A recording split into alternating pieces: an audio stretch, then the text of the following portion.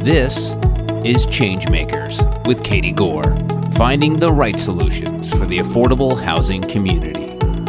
This week's ChangeMaker is Deborah De Santis, the President and Chief Executive Officer of the Corporation for Supportive Housing, or CSH, the country's largest community development financial institution devoted to housing solutions for those at risk of homelessness.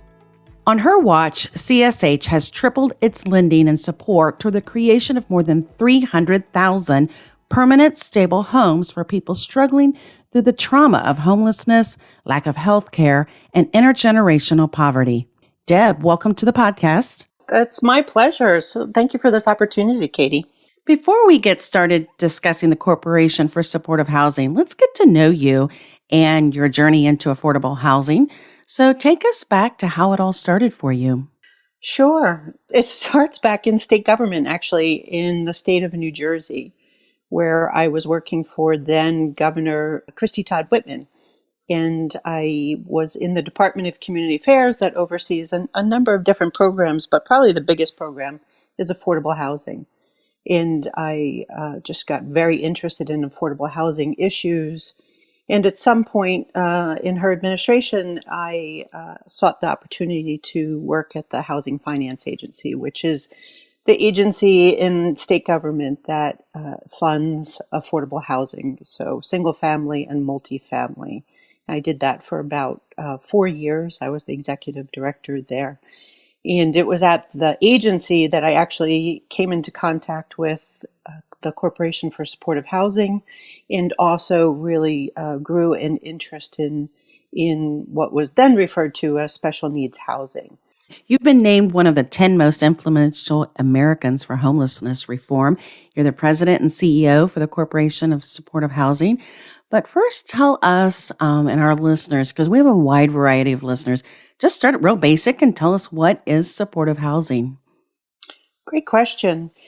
Very simply, supportive housing is affordable housing with services for those individuals and families who need the services connected to the housing to help them thrive in the housing and also in the community. So typically residents are individuals who are at risk of homelessness, who have experienced homelessness, or who have a history of institutional care. Most importantly, supportive housing residents have a lease, and the services are flexible, and so the housing is not contingent upon someone taking the services. And so why are the services so important? I mean, not just quality of life, but what other, maybe data or results have you seen when affordable housing is coupled with services? Yeah, we see a number of things depending on the population, but I think across the board, what we see is that when someone is in supportive housing, their housing stability is very strong. So typically people in supportive housing stay in supportive housing, so that retention is really important. And then we see studies where if there are children in the family, we've seen where the children have better education outcomes because they're going to school. We see studies of supportive housing where individuals have better health outcomes. So, across the board, it's really exciting to see that actually when you do pair the housing with services, people are faring better. And you've been there for, 14 years? A little longer than that because I started with CSH as the director of one of our state programs and then became president. But I've been president for about 14 years now. And how have you seen supportive housing maybe change over this? What's happened with either the level of services or just the delivery model? Has there been a change or has it been pretty consistent this whole time? A number of things have changed. Certainly for CSH, I think the most dramatic change is how we think about supportive housing, the intervention supportive housing.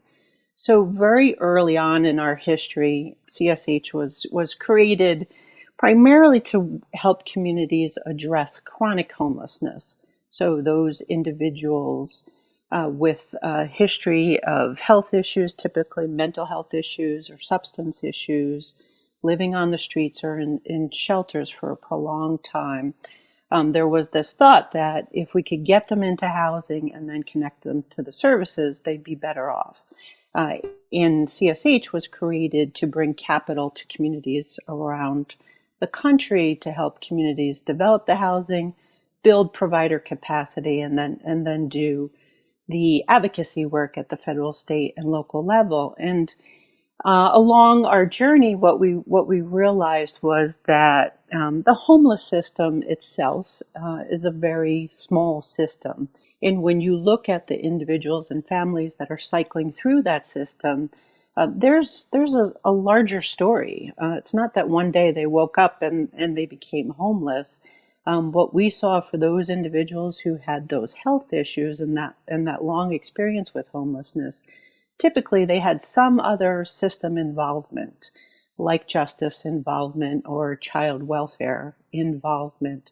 And so we started working with providers around the country to really understand how to engage those other systems so that we could educate them about the role of housing and services in not just ending someone's experience with homelessness, but preventing it. So I would say that was one of the biggest changes, was this realization that we needed to do the work to engage those larger systems. And then I think the other big sea change for us and the supportive housing field is to recognize the importance of not just building housing units, not just getting people housed. That's really important. But we want to make sure that when individuals and families get housed, that they have what they need to actually thrive, so that we're not warehousing individuals and families, because that's not what we want. We don't want to just take credit for getting people housed. We want to understand what that trajectory looks like once they get housed, and if indeed, longer term, do their health outcomes improve? Do they have access to employment? Do they have access to better education outcomes, etc.? You just laid out several ways of understanding how people get into a homeless situation, and you've brought up important pieces about engaging early on with services. It really brings me to another point. Tell us about this Fuse initiative. Yeah, Fuse is a great initiative, and if I can, I want to share a little lore with you. It actually came out of a conversation many, many years ago in New York City, where the commissioner of the jail system in New York City was in an elevator with the commissioner of the homeless system. And there were witnesses, and they were having a conversation about people in their systems. And I'm somewhat embellishing, but the conversation went something like this. Your people are ending up in my system. Your people are ending up in my system. Mm-hmm. And so CSH used that as an opportunity to work with those two systems to look at how people actually were flowing between systems. And I hypothesized that if we could target the individuals who were, I call it ping-ponging between the systems most frequently, and use instead a supportive housing intervention, could we indeed reduce their experience with either of those systems or both of those systems? From that conversation came this idea that we now refer to as Fuse. In New York City, it started looking at those two systems, justice and homelessness. And we have now worked with a good number of communities to do very similar work, looking at different systems. Sometimes we're looking at the homeless system and the healthcare system.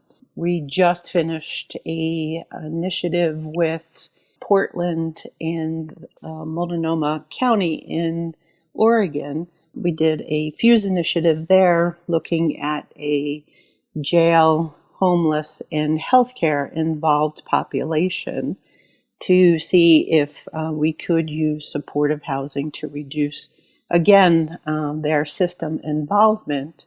And the results of that study initiative just came out.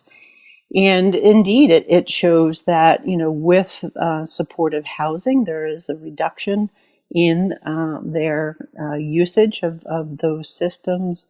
Jail stays, for instance, goes down when people are in housing and have access to services. And what this study then went on to say was, there was a population of a little over close to I think 1,800, and a portion of those actually got into supportive housing. But if all of the individuals got into supportive housing, it would have saved the county and city over $10 million.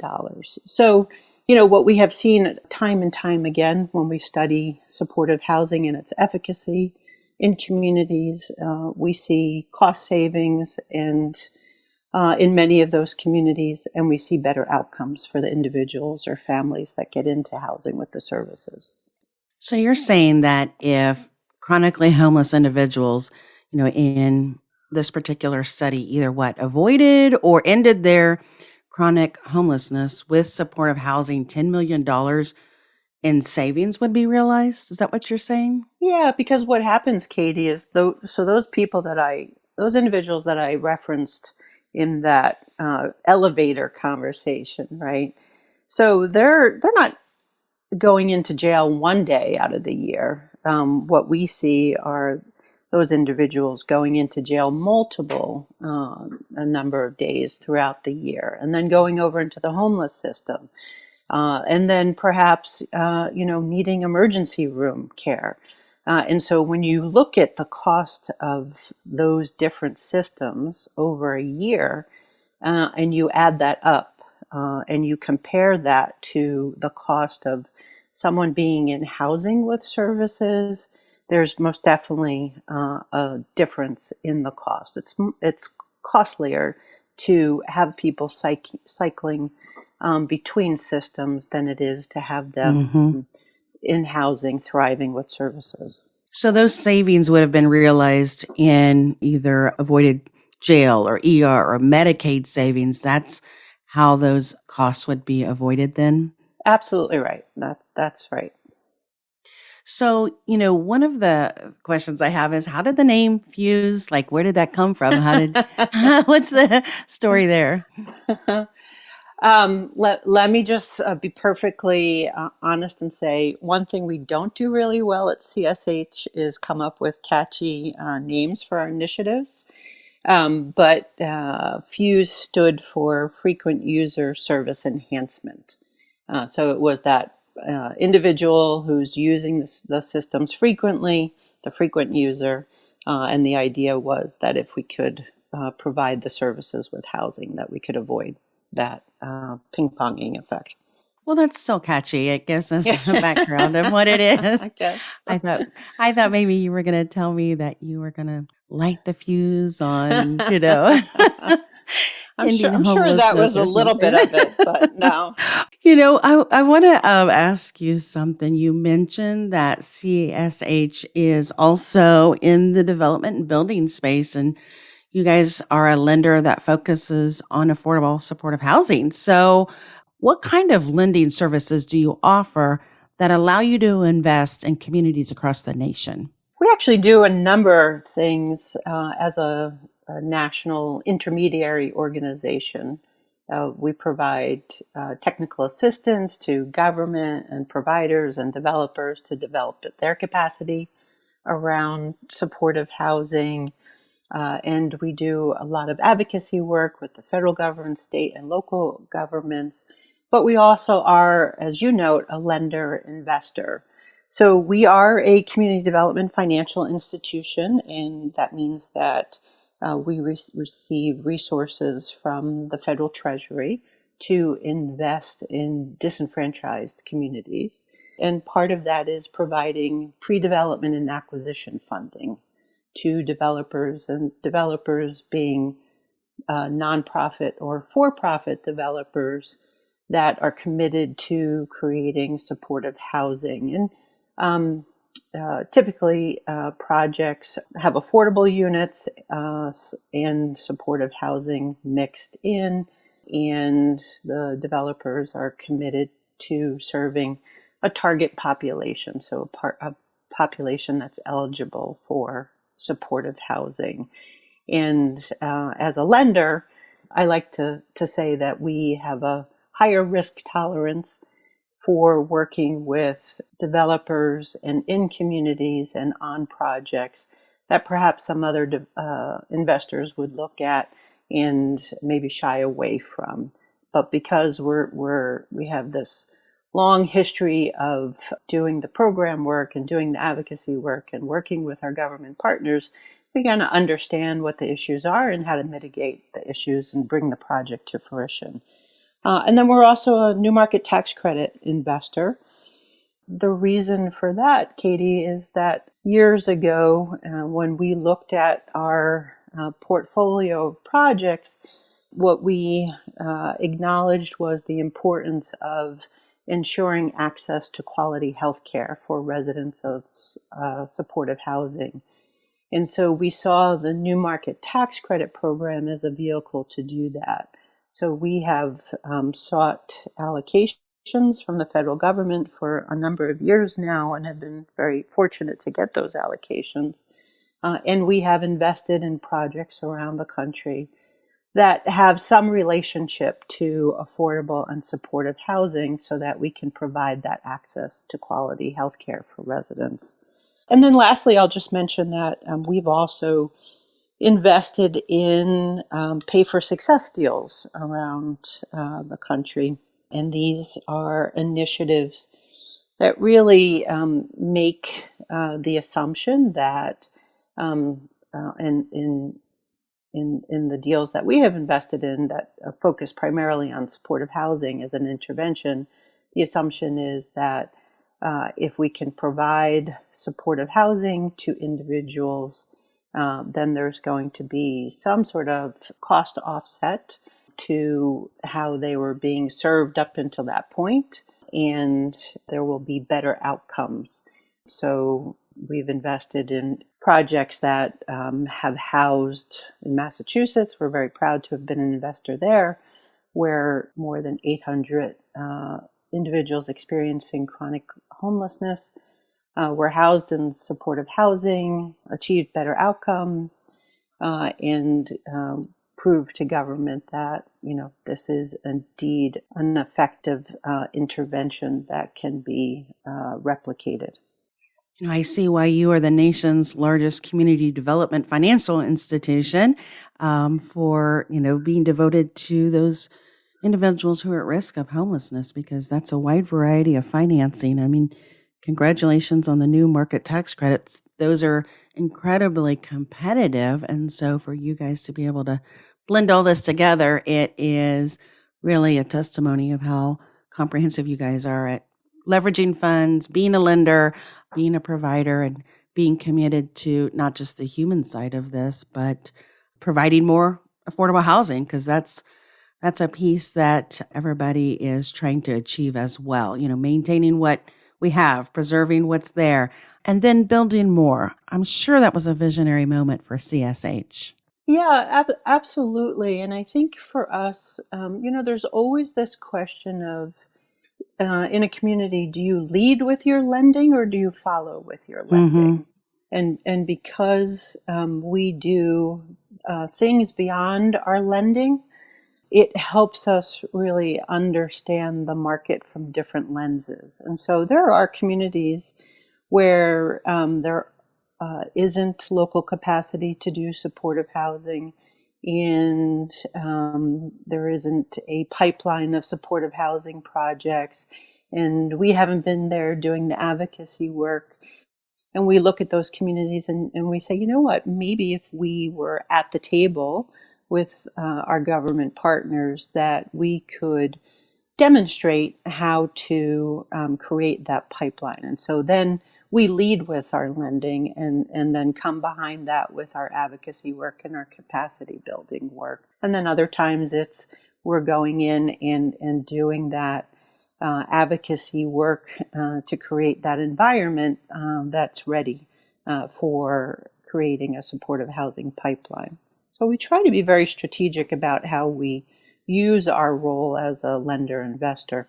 So if you were talking with some developers, I mean, what would be some of those things that you would say at the table? And, how would you go about trying to give them a glimpse of what you guys know in the day-to-day space with preventing homelessness? How would you start that conversation? Well, one, I would encourage them to participate in what we refer to as our Supportive Housing Institute. If we were hosting an institute in their state, so we've worked with government partners to host an institute that looks a little different depending on the community and the local partners, but typically it's run over several months, and we invite developers to come to the table with their service provider partner and their property manager and anybody on the development team. We've had teams come with their architects.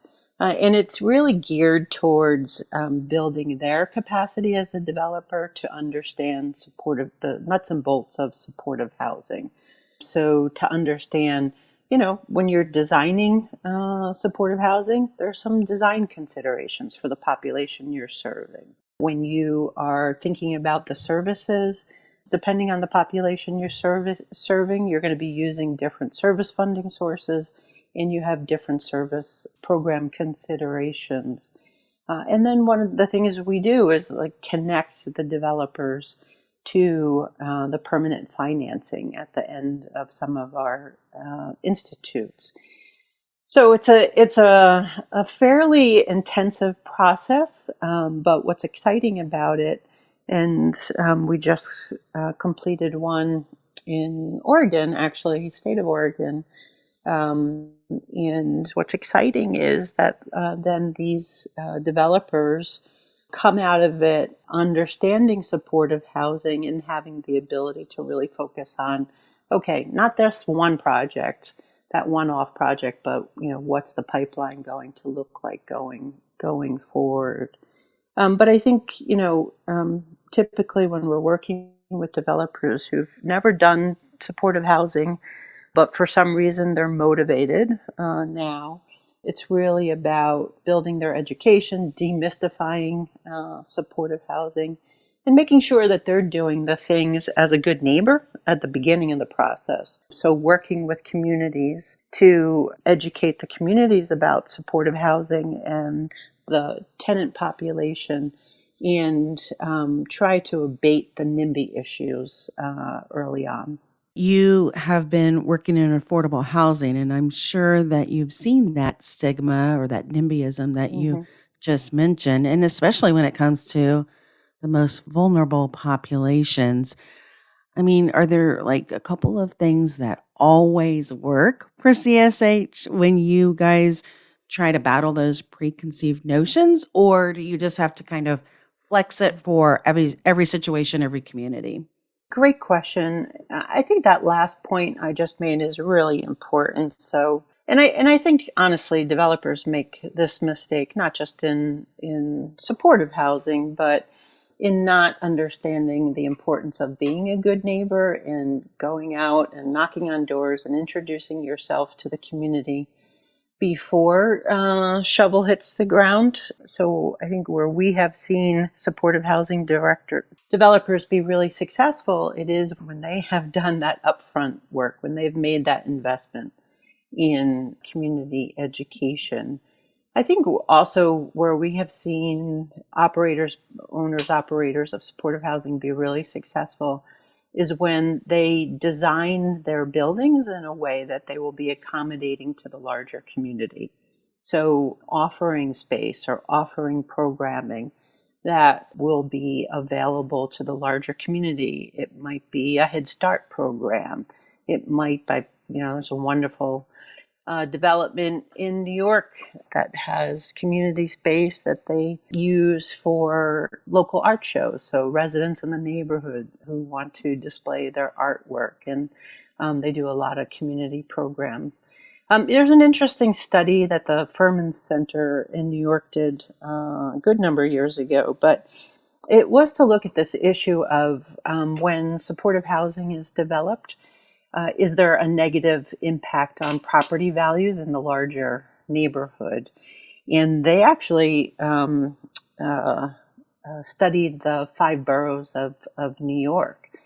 I think it was about 123 developments throughout the 5 boroughs. And what they actually found was that there was essentially no negative impact of supportive housing in a neighborhood on the property values, that indeed within that immediate area, what they saw was a slight uptick in property values.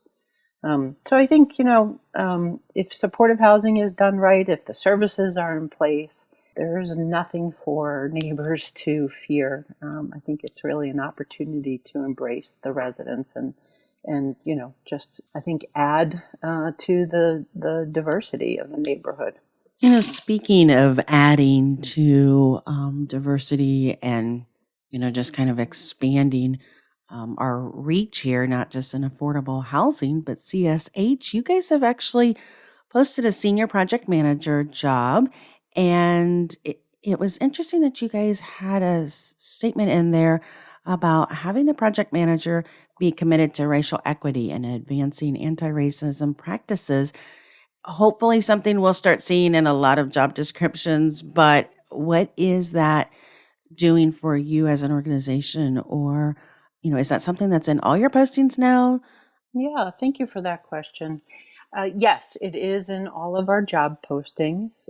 This is part of our commitment to becoming an anti-racist organization. We recognize that this is not a static effort, that this is a work that our organization will be doing for the long while. And it's really to acknowledge structural racism throughout the country and its impact on people of color. And we're committed to doing the work internally, and then also provide tools and resources to our partners in the communities that we work to also help them along on their own journey.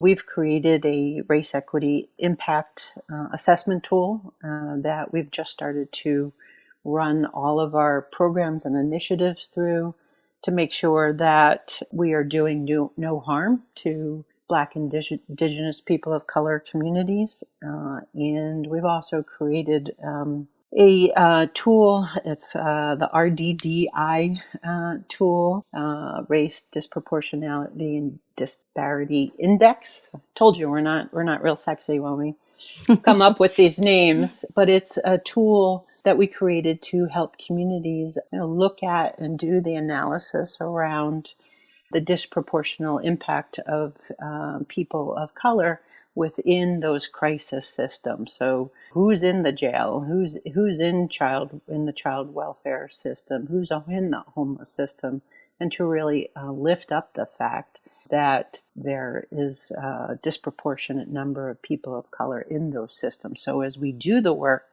ultimately, what we want to make sure is that as we use supportive housing as an intervention, that at the end of the day, we haven't done it in a way so that only white people are getting into supportive housing, that we're addressing the disproportionality and the disparities, and then seeing those changes within those larger systems. Well, Deb, I'm going to help you out with your acronym, the RDDI. I'm going to say that it actually sounds like ready. Like, so you guys are ready to tackle this. Yeah, I like that. Thank you. I think from now on, we're going to consult with you ahead of time. Right.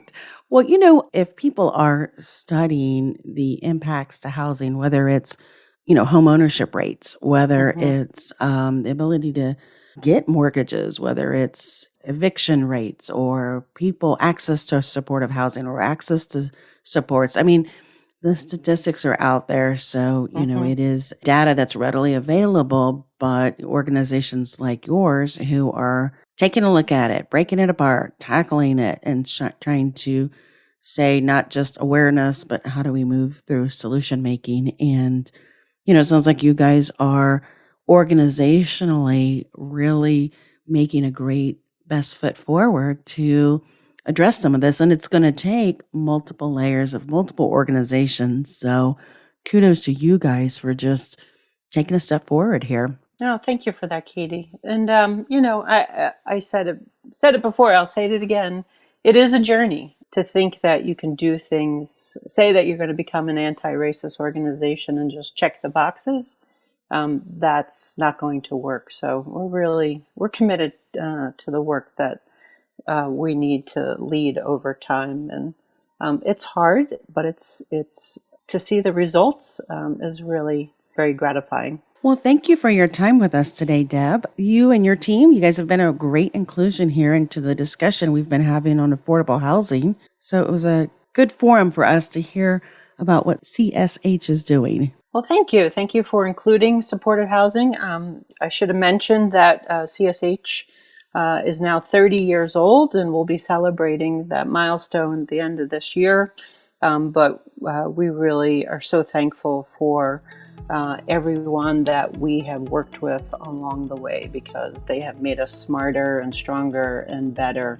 We look forward to tackling these issues with our partners going forward. So thank you again for this opportunity.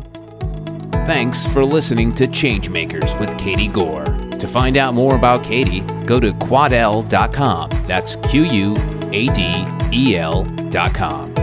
This has been a production of Forbes Books Radio.